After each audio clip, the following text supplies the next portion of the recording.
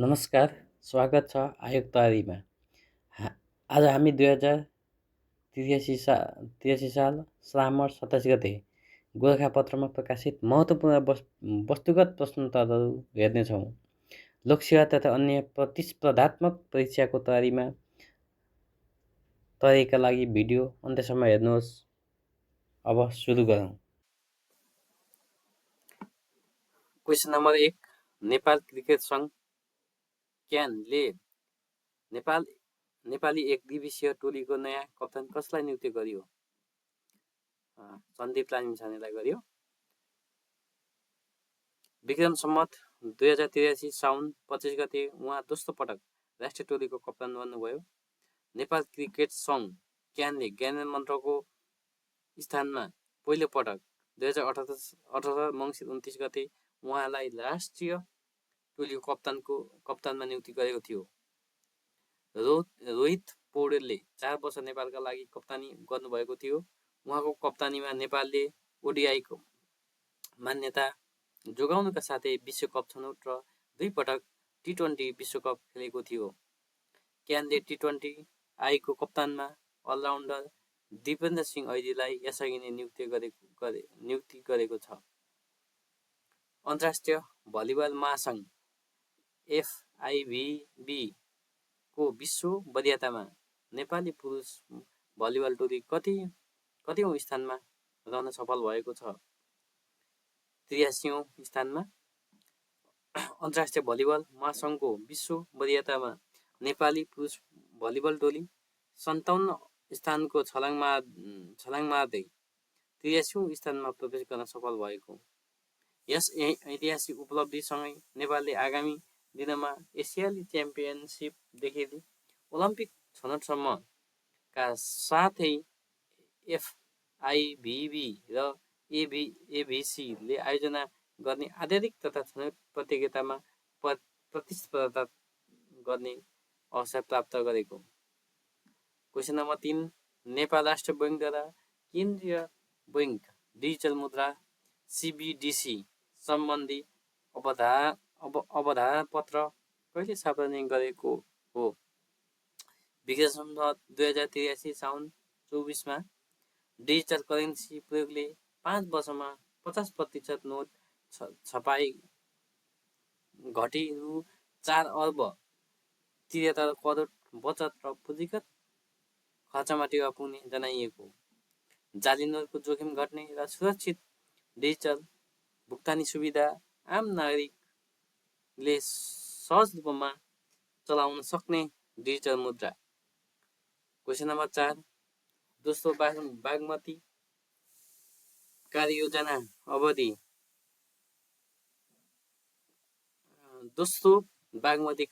अवधि कुन हो? विक्रम सम्वत 2082 देखि 2102। अनुमानी बजेट रु 2 खर्ब 25 अर्ब 31 करोड 16 लाख रुपियाँ। कार्ययोजनाको अवधि आगामी 20 वर्ष, जसलाई 4 चरणमा विभाजन गरिएको छ। पहिलो चरण चालु आवधिदेखि 5 वर्ष, दोस्रो चरण 6 देखि 10 वर्ष, पहिलो मध्यावधि, तेस्रो चरण 11 देखि 15 वर्ष, दोस्रो मध्यावधि र चौथो चरण 16 देखि 20 वर्ष दीर्घकालीन।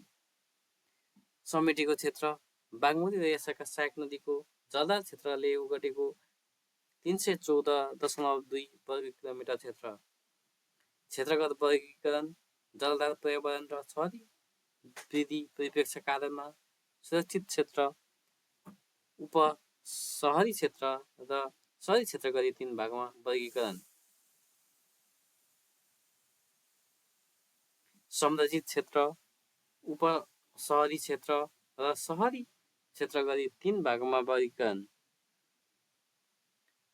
क्वेसन नम्बर 5, VP अग्रवाल उत्कृष्ट शिक्षक अवार्ड 2083 बाट सम्मानित हुने शिक्षक को हुनुहुन्छ?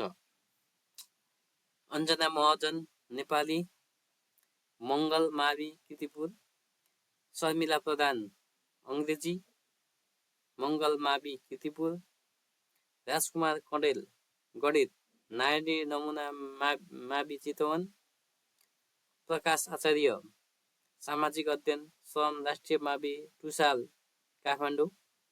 मुकुन्द प्रसाद काफ्ले विज्ञान श्रम राष्ट्रिय मावि टुसाल काठमाडौँ। पुरस्कारको राशि जनवरी 2,22,222 रुपियाँ।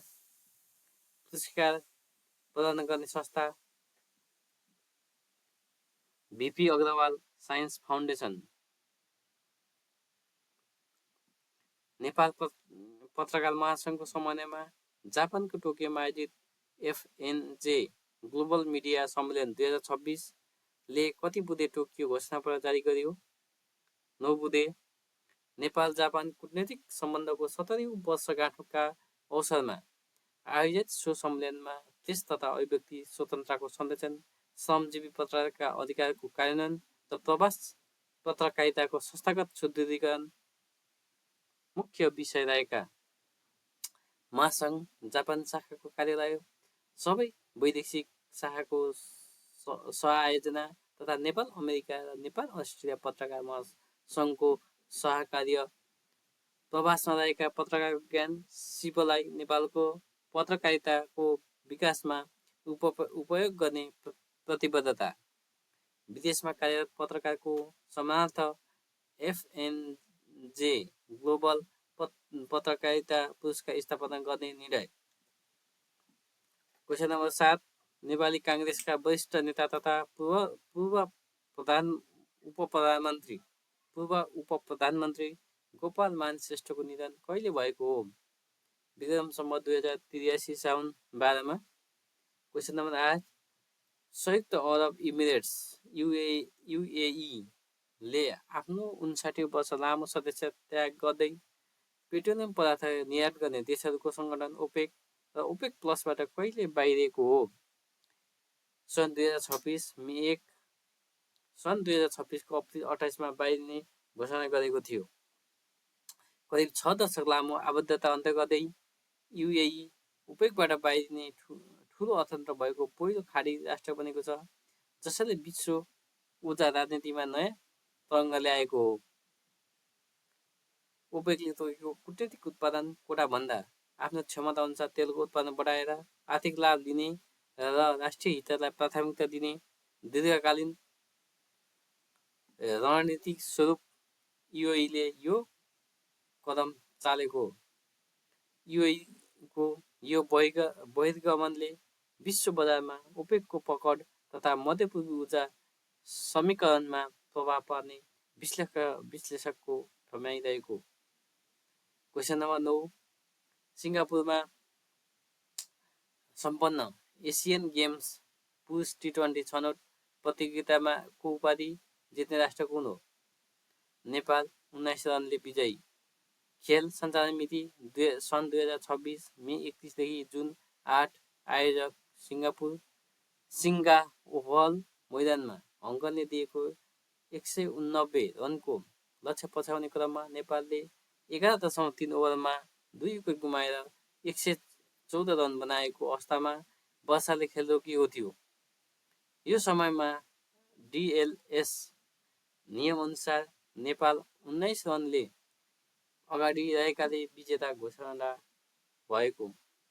यो फाइनल खेल नेपाल राष्ट्रिय टोलीका कप्तान दिपेन्द्रसिंह ऐरीको 100औं T20 अन्तर्राष्ट्रिय खेल थियो, जुन आफैमा एक महत्त्वपूर्ण व्यक्तिगत कीर्तिमान हो।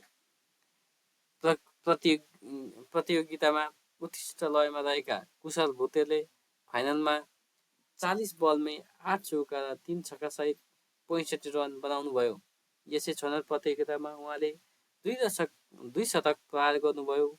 यस जितसँगै छनौट प्रतियोगिताबाट नेपाल, हङकङ, मलेसिया र ओमान आगामी एसियन गेमका लागि छनौट भएका। क्वेसन नम्बर 10, आइसल्यान्ड डे कहिले मनाउने गरिन्छ। अगस्त 8मा। सन् 1967 अगस्त 8मा आइसल्यान्डको स्थापना भएको दिनको सम्झनामा यो दिवस मनाइने। 5 संस्थापकमा चाहिँ थाइल्यान्ड, इन्डोनेसिया, मलेसिया, सिङ्गापुर र फिलिपिन्स। हालसम्म कुल 11 सदस्य रहेका 11औं सदस्य टिमोर लेस्टे हो।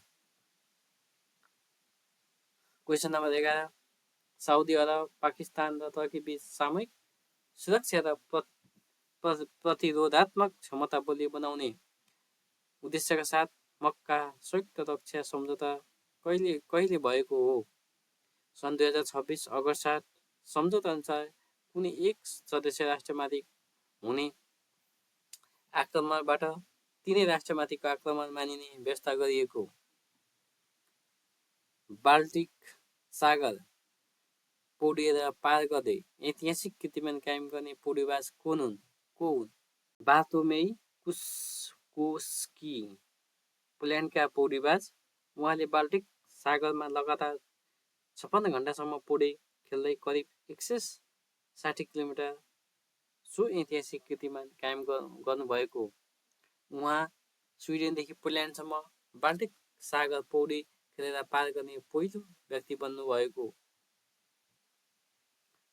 क्वेसन नम्बर 13, वरिष्ठ साहित्यकार तथा भाषाविद डाक्टर राजेन्द्र विमलको निधन कहिले भएको हो? विक्रमसम्वत 2083 साल साउन 26 गते। जन्म विक्रमसम्वत 2004 साउन 11।